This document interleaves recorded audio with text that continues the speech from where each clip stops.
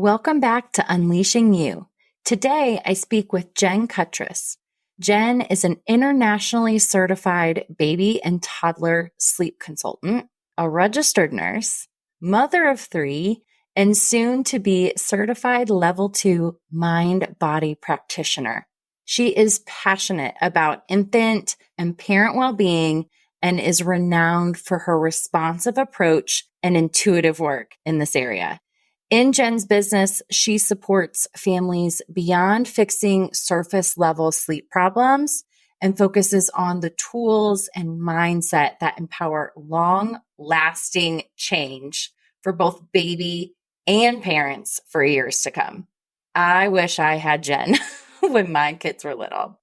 In today's episode, she opens up about her own parenting journey, as well as the importance of regulating our nervous systems, which really helps us from everything from sleep to parenting older children or just dealing with everyday stressors that come with adulthood.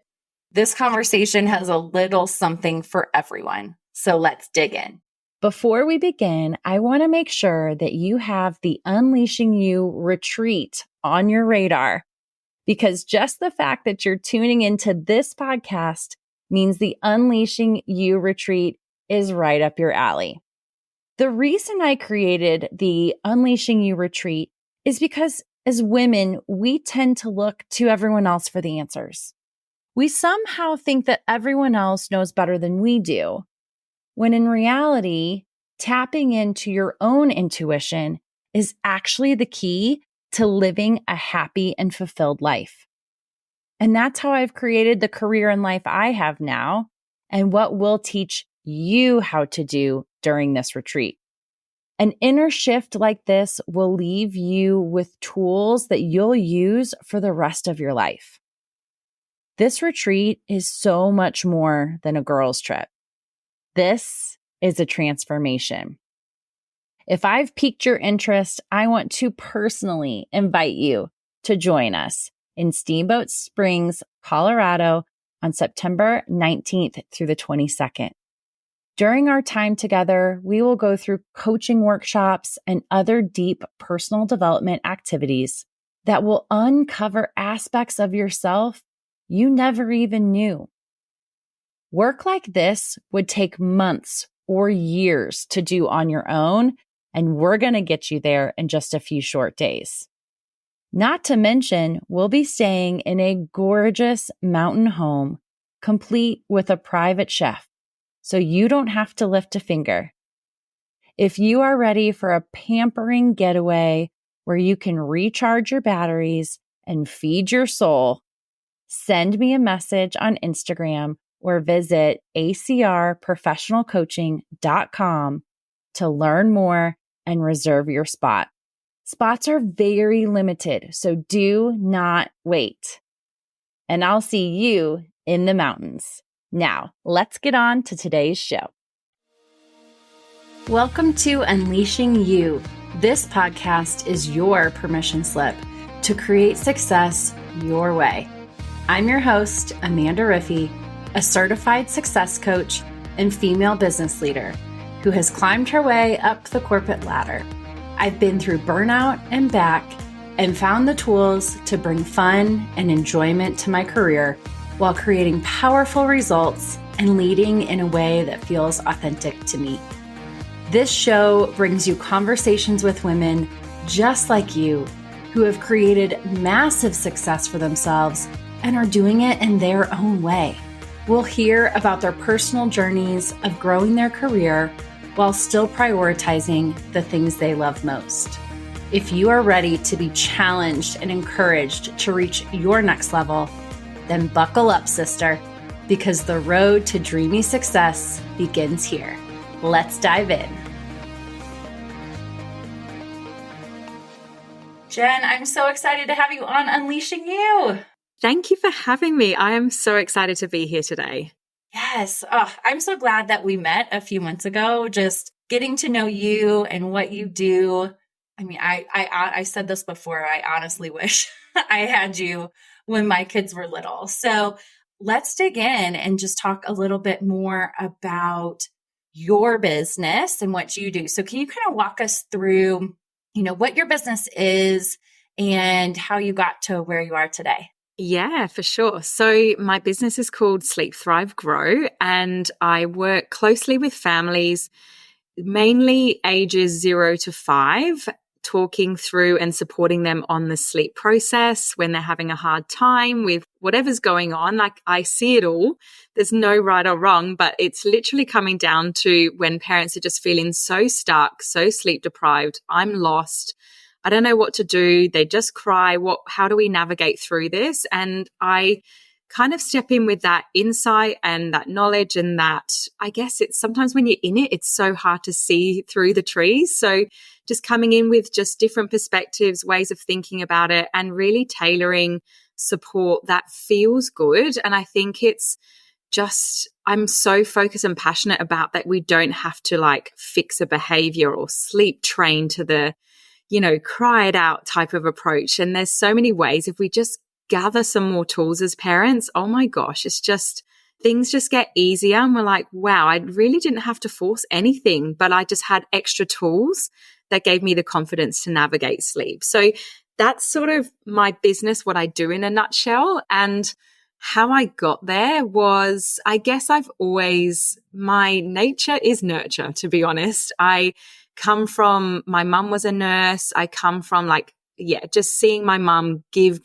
Like, that's a whole nother story because she gives way too much. But I've just come from seeing being surrounded by someone that cares so deeply for others and supports others. And I went into actually working with animals prior to working with people. So that was my field at first, was really working on behavioral with animals, or animals that needed rehoming, or I'd go to rehab centers, different things. And that's what I really enjoyed. And then I moved to Australia. So I'm originally from the UK, moved to Australia, and the animal industry, or the jobs for that, was very limited. And people were just saying, well, your mum, why don't you do nursing? Like, that's, you've been used to that. And I thought, oh, I don't know, people, I like animals. I don't know. But I started doing care work in the community, and I just really enjoyed it. I love connection. I think that it just all comes down to that connection side of things for me. And it just felt like a natural progression into nursing. And yeah, I just thrived in nursing. I really did. And was always that nurse that I always remember, people would have hard times with certain patients and say, oh, he won't let me change this dressing. He's being hard work. And I would be like, give him to me. Let me go and talk to him. And I always just found that I just had a way of connecting and getting someone to feel confident and empowered about making that decision for them. And so I literally sought out those patients. I was like, give me those ones, the ones that people are struggling with, they can't get treatment to. I'm like, let me have a chat. I guess it was just an innate kind of intuitive feeling that I've always possessed to be able to do that. And then I had kids of my own. And then from there, my nursing, I was thinking, I'm going to be sweet. Like, I'm a nurse. I'm got this parenting gig down pat, no dramas whatsoever. Like, I'm toply qualified for this role. And I had my son and just went, holy crap, I don't know what to do. I don't know how to care for this little human. I just went into this pit of anxiety and just thought, oh my gosh, I've been known for always being able to support someone. And I just don't know if I'm doing it right or how I can support him. I just didn't know what he was trying to tell me. Just felt like every cry was a cry. I just couldn't read him. And for me, I can't sit with that and just kind of survive. For me, I'm like, right, I need to learn. I want to learn and grow and really feel empowered in my journey. So that just led me down this path of mainly sleep, because that was the main thing. Obviously, as a parent, you just get smacked with it in the face, basically, of how sleep deprived you are. So it just led me on this path of just being like, I just want to feed my knowledge base here. And then to see the difference in myself as a parent and him as a child, actually thriving and just being waking up happy and loving life. And then we had the best time in when he was awake, and then he would have a nap again. It just felt like this is how it's meant to feel. It's not meant to feel like lost or overwhelmed. Yes, there's going to be parenting moments that you do have those moments without a doubt. But overall, if like say 80% of the time you're like, oh, this is okay, and I feel confident. So yeah, that sort of just sent me down the path of my business, and people would talk to me about my kids and be like, Jen, can you help me? And I just ended up helping friends, families. And then it was just like, I should be doing something with this. Like, this isn't just a fluke now. Like, I need to like nurture this kind of thing that's coming up for me. Yeah. And that's so interesting because when I work with coaching clients, that is one of the questions that we go through when people are, trying to figure out what career they want to go into or what they want to do next. And it's like, what do people come and ask you for advice on? What are you naturally good at? And so what you just said, it just tells me, I mean, and I could see it in your face and hear it in your voice and everything that you do, but that is absolutely, you can just tell is your passion and really lights you up. And one thing that you mentioned was having the tools. And it's so funny because we think of that in so many different aspects of, our lives or our careers or whatever. And to be honest with you, it really didn't dawn on me so much of like, oh, we need tools to be able to get our kids to sleep. It's almost like one of those, like you said, just those age-old problems that you just think that's the way it is. Like you're supposed to just be sleep deprived when you're a parent, or, there's memes everywhere about it. And what I love is that you just took that and said, let me find a new way. And then when you were in that, I'm thinking like, this is it. This is the way it should be with a child. Absolutely. And I think with like finding the tools for your child, like it's not going to look the same for everyone. And it's actually just having that trial and error side of things to go alongside that. So it's like with any, new role, job, like you're going to get someone say to you, oh, I upload this program this way. And you're going to go, okay, cool. And then you'll be like, oh, like that's just, I don't know, like, let me try this way. Or someone else will come in and say, oh, I just do it like this. And you might be like, yes, I love that. Like that works for me more than what that person said. So for me, when I work with clients, it's actually, here are like some really, they almost are lacking like what tools to actually try. So it's actually giving them like, this could look 1,000 different ways. This is how you can give it a go. And this is how you can learn and grow with your child and just find that real attunement that you need and really start to read them for what they need and how they're responding. So it's sort of like, for me, it's like giving them such a range rather than saying, okay, you've only got this option and this option, just being like, what went well? Or did you see how when you did that, your child did this? And they'll be like, oh, no, I didn't notice that. And because you can't sometimes when you're in it, you don't see it, like the subtle little things. And just like I reflect that back to my clients and they're like, oh my God, yeah, actually, I did see that. Okay. And that's just building up that confidence and feeling like, oh, wow, because realistically, I'm not the best person for your child. You are. Like, they don't want me. Just if I, can say I'm like an expert or work within that field and I've got a big knowledge base there, I'm still not the best person for your child. You are. And it's just giving them that confidence to experiment and play around with tools and just have somewhere to begin. I think that's half of it. It's just like they've just been winging it. And then they go, well, when this isn't working, I just don't know what else to do. And so it's bringing that about, which is just, I just love seeing that shift in coming from like literally like sort of like a shell of a human to I feel confident and empowered. And one of my biggest sentences, if they say to me, oh, Jen, I was thinking of like doing this today, or they might be trying to navigate a day where they're out or something different, like they've got something on and they're like, oh, so I was thinking I should like maybe do this, this and this. And I'm like, yes, I'm like, do it. And for me, I'm like, if you have an itch as a parent, scratch that itch, because it's often your intuition or this gut feeling that you've maybe not fully trusted initially because you've, followed stuff online and they've said it that way. So you've not trusted it.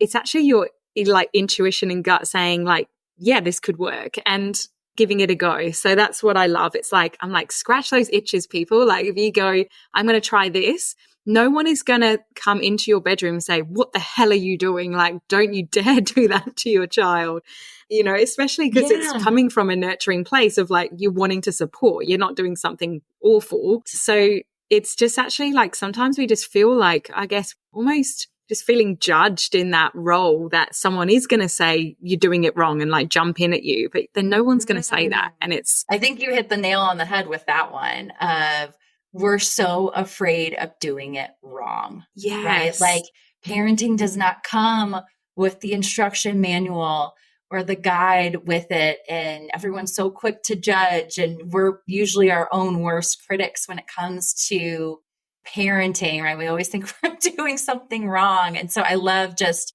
reinforcing that permission of you're not doing it wrong, follow your gut, follow your intuition. Yeah. You mentioned about the tools a couple times, and that I think is something that people are like, well, tell me more about what some of these tools are, because to your point, sometimes we just don't even know what to try.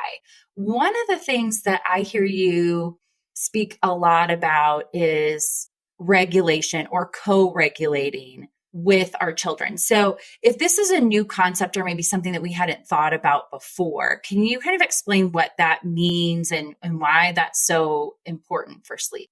Yeah. Co-regulation is honestly, when you unlock that as a parent, it's just like a powerful tool that you have. Like it's in fact my favorite tool, because people think co-regulation is about being calm. Like when their child's crying, being calm, that is the main foundation of co-regulation. It's a big part of it. But generally, if we're going, okay, when my kid's having a meltdown or crying, and we're just saying, okay, I'm co-regulating by staying calm, you're not co-regulating, you're just staying calm. You're just calm, which is great, but it's actually attuning and being a responsive parent to that emotion, like learning about what your child needs in that emotional experience. And it's like, I guess it's like, it can be really hard because I think just as humans and as adults, we have this logical part of our brain that wants us to make sense with it and if you are a logical thinker, it's like, well,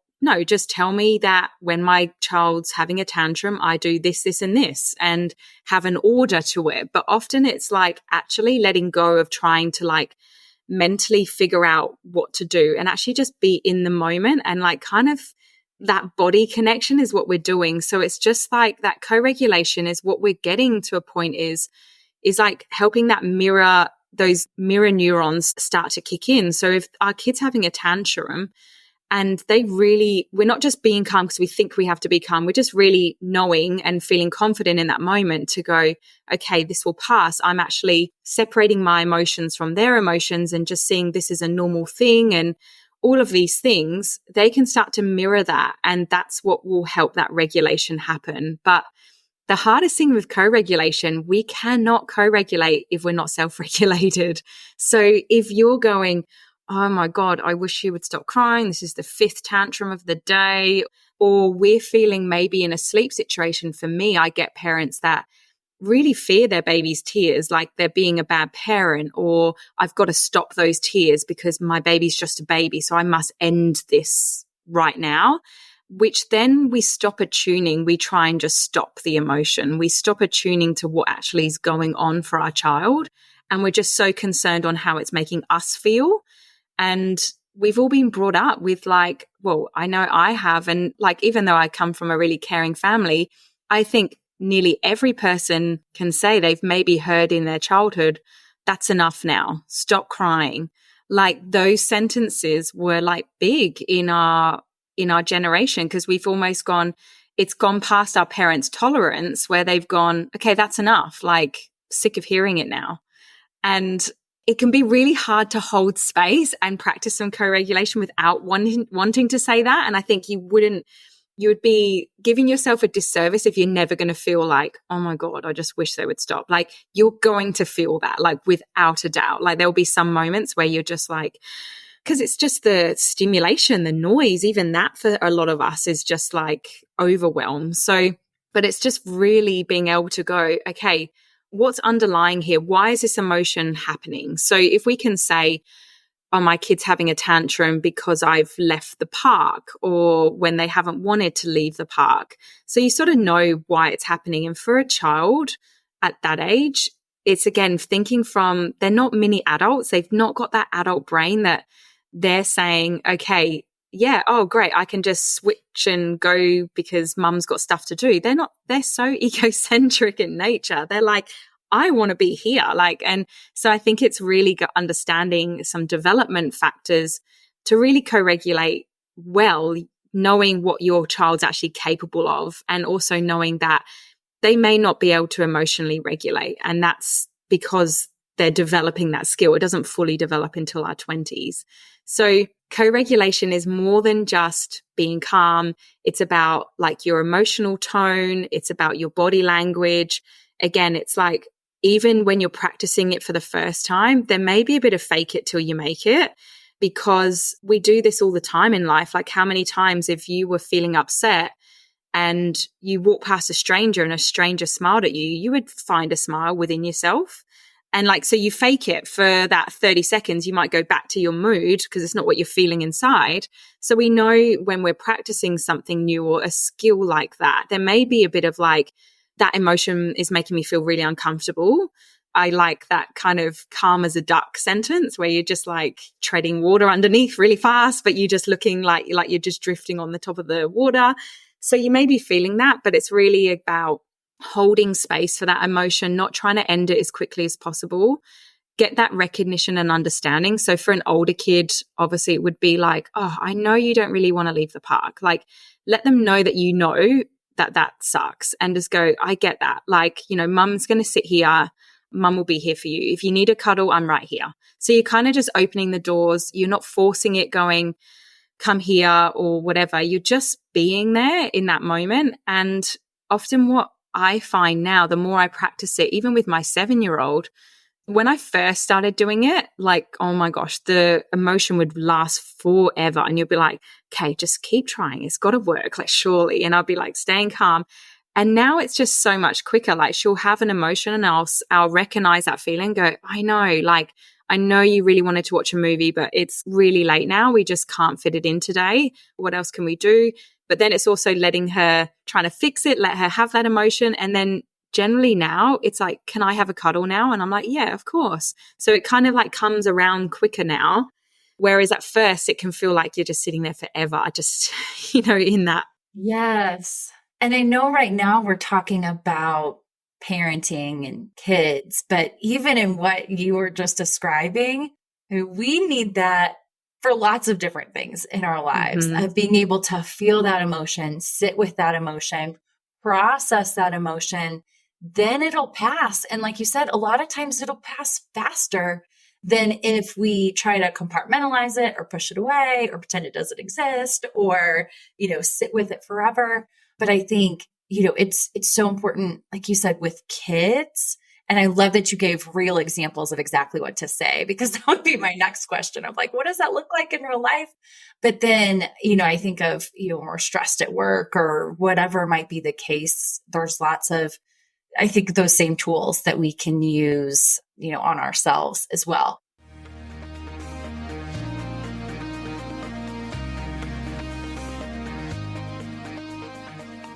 I hope you're enjoying today's episode. I wanted to quickly interrupt to invite you to experience the power of coaching on demand. I've packaged up some of my favorite coaching tools and sharing access with you for free. Would you love to discover who you truly want to become 10 years from today, or work through limiting beliefs that have been holding you back from your next level of success? Send me a message on Instagram or click the link in the show notes to access your free coaching tools. Your road to dreamy success begins here. Now, back to the episode.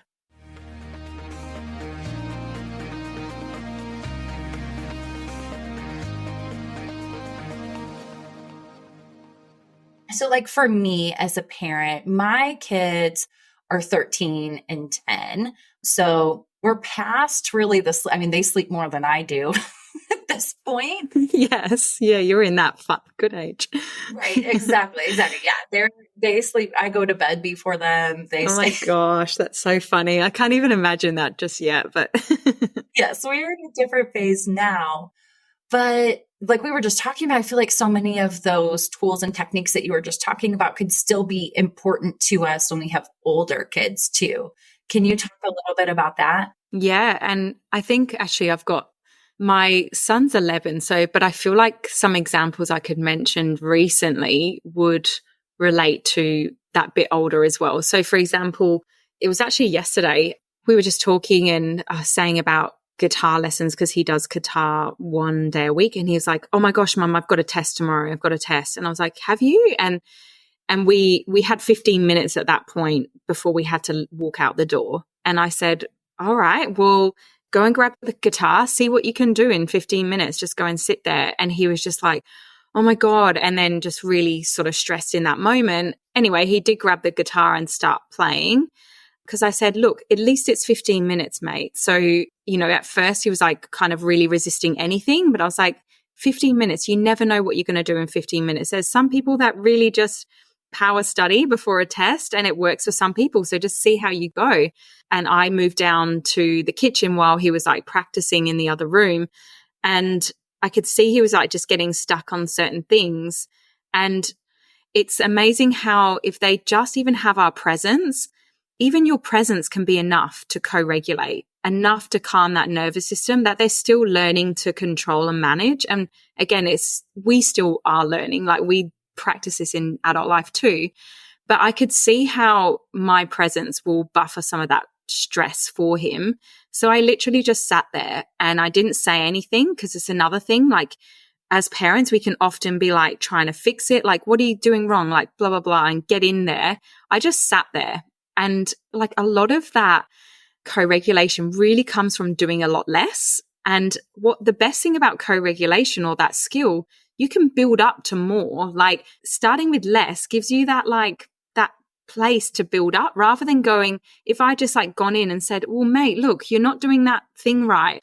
And I jumped in, then for him to then just accept me sitting there, like if anything, I've just added to that nervous system dysregulation that he's just in right now. So I love kind of explaining it like, think of yourself like as a parent as like the tree trunk and they're like the dysregulated leaf in the wind, like blowing around crazy, just like trying their best.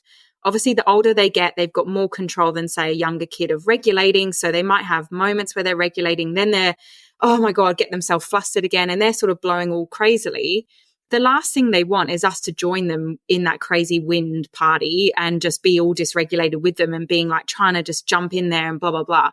My job now is to be that tree trunk, that solid base that like I can be there and they can come back to, and they can start to mirror my nervous system, which will start to feed onto theirs. Like the power of mirror neurons is so huge. So my body language was open. Like I didn't sit there like this, crossed arms going, well, you just got to try and do your best. My whole body language was in a co-regulated state because I leant back. I had like my arms open and I just sat there and was there. And he was like trying and he said, "Mum, the teacher really wants me to say the letters as I'm doing it." And every time I have to say, because there was one letter that he had to say B flat. So it was like everything was flowing nice. It was like A, C, D, B, B flat. And it just didn't kind of fit in with the rhythm either. And so I was like, almost like I empathize with him. I was like, I get that. That would throw me out too, trying to say B flat, And I said, maybe we can try and say like beef and not quite say the whole thing. But I said, let's just practice and like just maybe you can show your teacher how you can say it with just saying the B, and then just say, I want to also show you when I'm saying the B flat. So I want to show you that I can do it, but I also am just struggling with this. So it was like partly just being there. And then he opened the conversation to say, I'm struggling with this. So that's when I knew as a parent, I could step in and give some advice. He was open to advice, if that makes sense. Yes. Rather than just going, what are you doing, and taking over, I pausing and waiting for that open invitation to say, now I want some of your help and advice. Because even for us, Amanda, like as wives and husbands and sometimes you're just having a bad day, you just want to vent to your husband. And then if they come in with all this fixing, well, just do this. You're like, I just want you to listen. Like, can you not? Like, can you just hear me right now? Like, can you just be there and hear me? That's what our kids want as well. And I think it's so hard because as a parenting role, we just think we've got to taking care of them is fixing and is making it easier for them.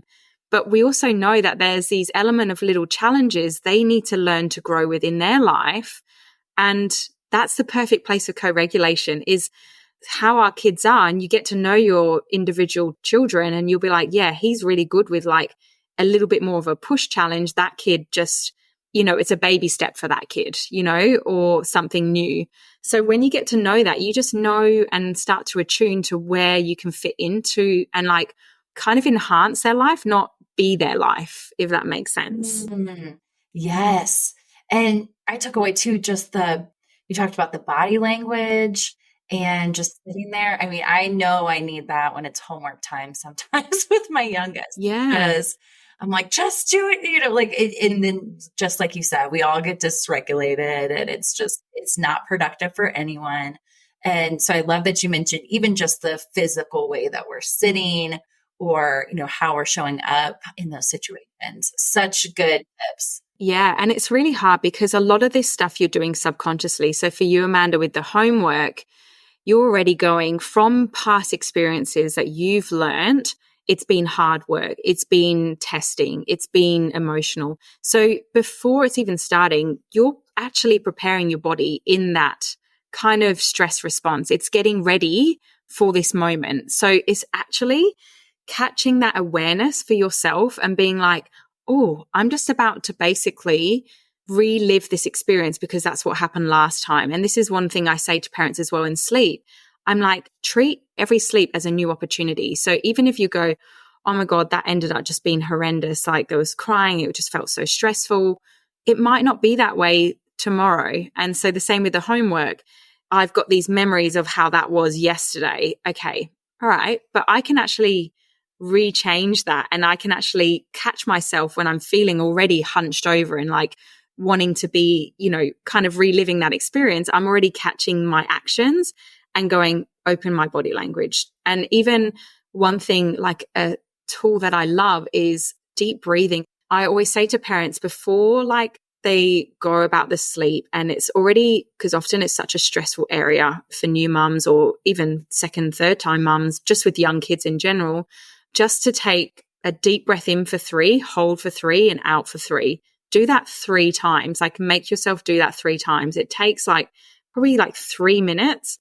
And it's the science behind that in just actually like regulating your nervous system is so powerful. It's actually like the miniest form of meditation, but it's just literally life-changing. So I'm a deep breather all the time. My kids will be like, they actually were joking the other day and like, look at mum. But for me, I just know I'm going to show up and what I'm going to say is going to be so much more regulated than if I try and speak before I've done that or if I'm feeling like, because we're not just parents, we've got jobs, we've got like life stresses. So if we're just focusing on parenting, like, yeah, we probably would have nailed it more so, but like, right.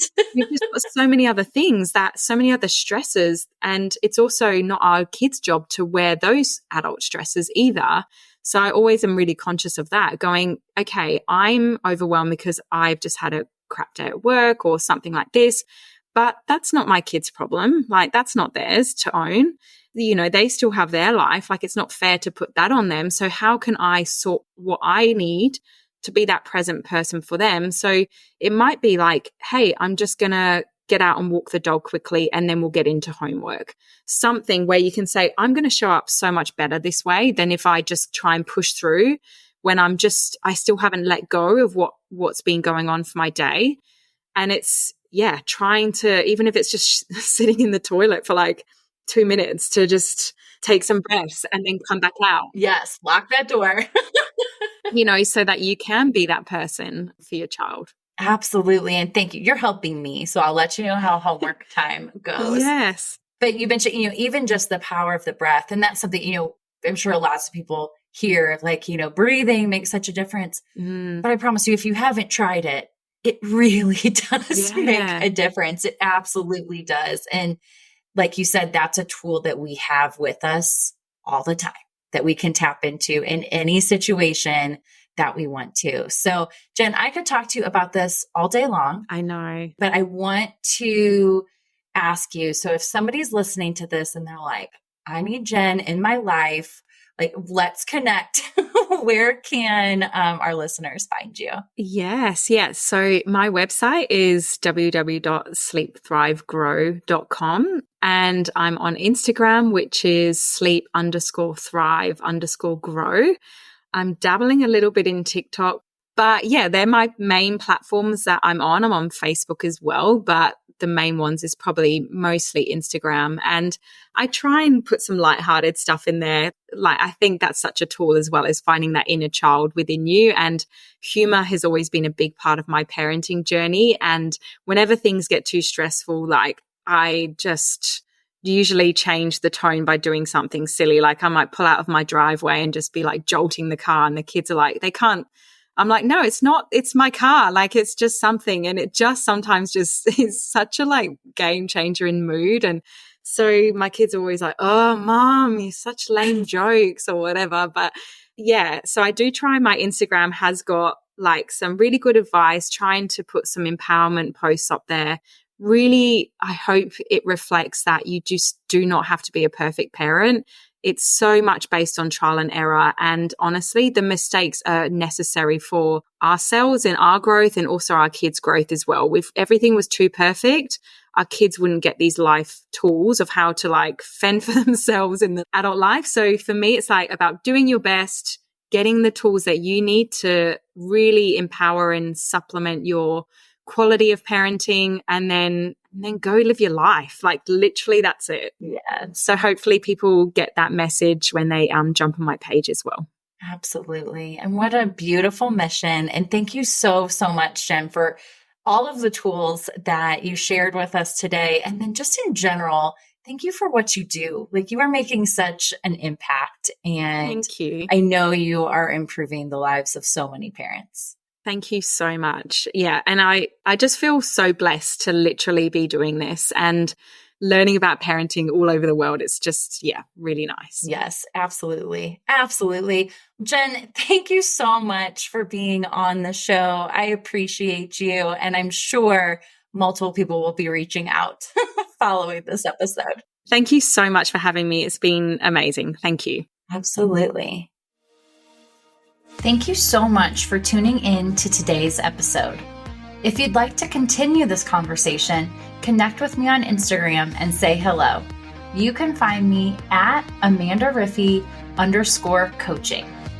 In the meantime, if you know you are ready to step into your next level of success and want to completely accelerate your personal and professional growth, let's work together. I offer one-on-one and group coaching, as well as on-demand self-study options. There's really something for everyone. To learn more, visit my website at acrprofessionalcoaching.com or send me a DM on Instagram and start a conversation. And don't worry, I truly want all of us to succeed, so I promise I will never steer you wrong. Let's create a career and life you love. Chat with you again soon.